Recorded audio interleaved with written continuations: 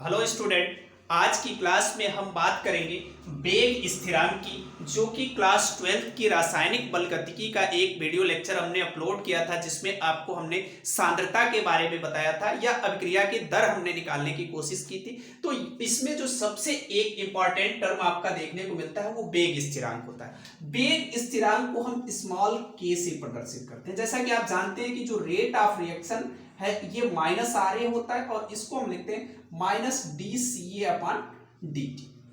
ठीक है, ये आपका रेट ऑफ रिएक्शन होता है, अभिक्रिया की दर होती है। अब अगर हम बात करें वेग स्थिरांक की, चूंकि अभिक्रिया की जो दर है D C A upon D T यह समानुपाती होती है सांद्रता के कितने घात हैं, यानी अभिक्रिया की कोटि पर निर्भर करती है।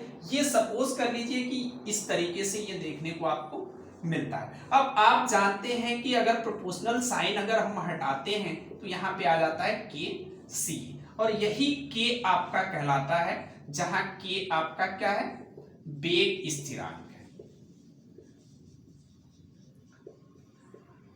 के आपका वेग स्थिरांक है। अगर आपकी अभिक्रिया की कोटि शून्य है, अगर कोटि अभिक्रिया की कितनी है, शून्य है, तो इसके लिए आपका अभिक्रिया की दर D C A upon D T जो हो जाती है वह के सी ए की पावर शून्य हो गई, यानी minus D C A upon D T equal to कितना हो गया, के। यह कहलाता है आपका शून्य कोटि की अभिक्रिया के लिए अभिक्रिया की दर वेग स्थिरांक। अगर यही कोटि आपकी क्या हो जाए, प्रथम कोटि की अभिक्रिया हो जाए, तो अभिक्रिया की दर किस पर निर्भर करेगी, minus D C A upon D T की पावर के सी ए की घात 1, और minus D C A upon D T जो आपको देखने को मिलेगा ये हो जाएगा के सी ए के बराबर। यह आपका क्या हो गया, प्रथम कोटि की अभिक्रिया हो गई, और ये शून्य कोटि की अभिक्रिया हो गई। अगर हम इसी में आगे अब आपसे बात करने की कोशिश करें कि अगर हमारे पास सपोज कर लीजिए कि द्वितीय कोटि की अभिक्रिया आ गई, तो उसके लिए हम वेग स्थिरांक कैसे कैलकुलेट करते हैं। द्वितीय अगर कोटि आपकी कितनी हो जा रही है, 2 हो जा रही है, तो अभिक्रिया की जो दर होगी वह होगी D C A upon D T equal to K C A square. जितनी कोटि होगी सांद्रता की उतनी पावर उस पर आती जाएगी, जहां आपका क्या है, सी ए इक्वल टू क्या है, सांद्रता है किसकी, अभिकारक की। यह आपका बताता है अभिकारक की सांद्रता। अब ये वेग स्थिरांक आपने ऐसे देख लिया कि वेग स्थिरांक क्या है, ये एक तरह का कांस्टेंट होता है। ये अलग अलग अभिक्रिया के लिए अलग अलग इसका मान होता है, लेकिन इसका मात्रक हमें कैलकुलेट करना है। क्लास 12 के केमिस्ट्री में आपका इसका मात्रक कैलकुलेट करने के लिए एक नंबर का आता है। तो इसके लिए हम एक सिंपल फार्मूला डिराइव करने की कोशिश करेंगे कि वेग स्थिरांक का मात्रक हम कैसे कैलकुलेट करेंगे। अगर ये फार्मूला आप याद कर लेते हैं या समझ लेते हैं तो आपके लिए बोर्ड एग्जाम में एक नंबर का सवाल या तो ऑब्जेक्टिव में आता है या ऐसे सिंपल आएगा, तो आप आसानी से कर सकते हैं। अब इसके मात्रक की हम गणना करना अगर शुरू करें, हम मान लेते हैं कि यह कोई हमारी अभिक्रिया है जिससे एक उत्पाद बन रहा है और इसकी कोटि कितनी है, n है, यानी यह आपकी n ऑर्डर की अभिक्रिया है, n कोटि है। तो इसके लिए हम अभिक्रिया की दर अगर लिखें तो अभिक्रिया की दर आप लोग जानते हैं minus D C A upon D T equal to K, और जितना ऑर्डर है उतना इस पे पावर आ जाता है। अब यहां से हमें क्या करना है, अभिक्रिया की दर निकाल लिए, तो के चाहिए हमें, तो के इक्वल टू हो जाएगा minus D C A upon D T upon सी ए की पावर n। अब हमें मात्रक चाहिए, तो आप ऊपर अगर देखें तो ये सांद्रता में परिवर्तन है, तो ये हो जाएगा मोल प्रति लीटर और बटा समय डिवाइड बाई, ये भी सांद्रता है तो ये भी आपका क्या हो जाएगा, या इसको ऐसे अभी हम कर लें, ऊपर आपका क्या हो जाएगा, सांद्रता बटा समय, और नीचे आपका हो गया सांद्रता की पावर n। अब इसको अगर हम सॉल्व करें आगे तो देखिए क्या हो जाएगा, सांद्रता बटा समय इंटू 1 बटा सांद्रता की पावर कितना हो जाएगा, n। अब दो तरीके हैं यहां से, या तो आप इस सांद्रता को नीचे ले आइए या इस सांद्रता को ऊपर ले जाइए। मान लीजिए कि हम नीचे लाने की कोशिश कर रहे हैं, तो तो ये हो जाएगा समय इंटू सांद्रता की पावर n आपका पहले से है, ये आएगा तो हो जाएगा n-1। ये आपका एक सिंपल सा फार्मूला बन गया कि k इक्वल टू 1 समय इंटू सांद्रता की पावर n-1।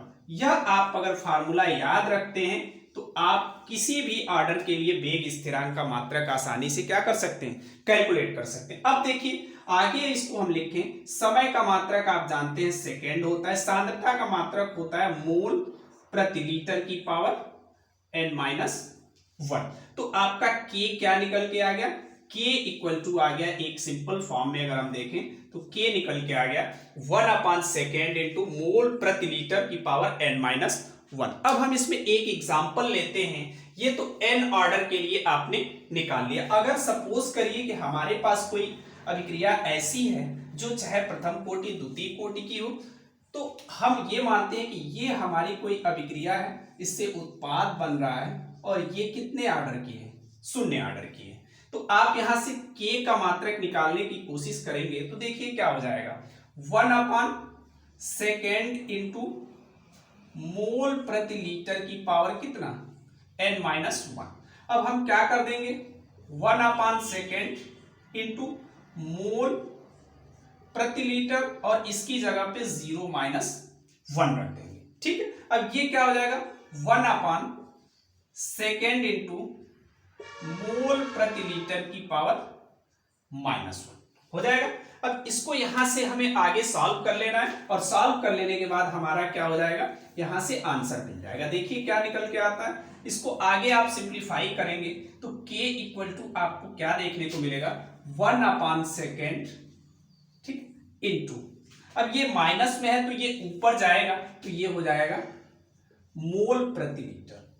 तो क्या आ गया आंसर आपका, मोल प्रति लीटर प्रति सेकेंड। तो 0 कोटि की अगर आपके पास अभिक्रिया है तो वेग स्थिरांक का मात्रक आपके सामने क्या निकल के आया, मोल प्रति लीटर प्रति सेकेंड। ये बहुत इंपॉर्टेंट है, ये आपसे ऑब्जेक्टिव में पूछा जाता है या आपको निकालने के लिए पूछा जाता है।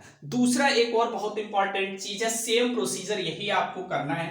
अगर इसी अभिक्रिया को हम ये कह दें कि सपोज कर लीजिए कि यह अभिक्रिया आपकी प्रथम कोटि की अभिक्रिया है, ठीक है। प्रथम कोटि की अभिक्रिया का मतलब n इक्वल टू कितना हो गया, 1, और आपके पास क्या था, k equal to 1 second into mole प्रति लीटर n-1।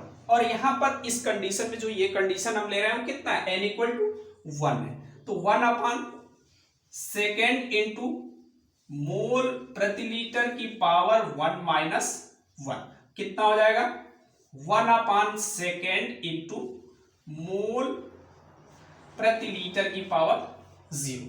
अब इसके पावर 0 आ गया, इसका मतलब क्या हो गया, k इक्वल टू आपको मिला 1 सेकेंड इंटू 1, यानी k इक्वल टू कितना आ गया, 1 सेकेंड या k equal to second inverse. तो प्रथम कोटि की अभिक्रिया के लिए जो वेग स्थिरांक होता है वह सेकेंड इनवर्स होता है, और ये इस तरीके से हम वेग स्थिरांक की गणना करते हैं। ये होता है किसी भी अभिक्रिया के लिए अगर आपको वेग स्थिरांक कैलकुलेट करना है तो उसके मात्रक को हम कैलकुलेट कर सकते हैं। अगले वीडियो लेक्चर में हम कुछ रासायनिक समीकरण लेंगे, जिन रासायनिक समीकरणों में हम क्या करेंगे कि वेग स्थिरांक कैलकुलेट करने की कोशिश करेंगे कि कैसे उनका वेग स्थिरांक हम अच्छे से कैलकुलेट कर पाए, और हम कोशिश करेंगे कि एक एक स्टेप आपको एक्सप्लेन करें, जिससे जैसे कि ये चीज हमने बताया, अगर ये चीज आपके समझ में आ गई तो किसी भी ऑर्डर की अभिक्रिया के लिए आप आसानी से वेग स्थिरांक का मात्रक क्या कर सकते हैं, कैलकुलेट कर सकते हैं।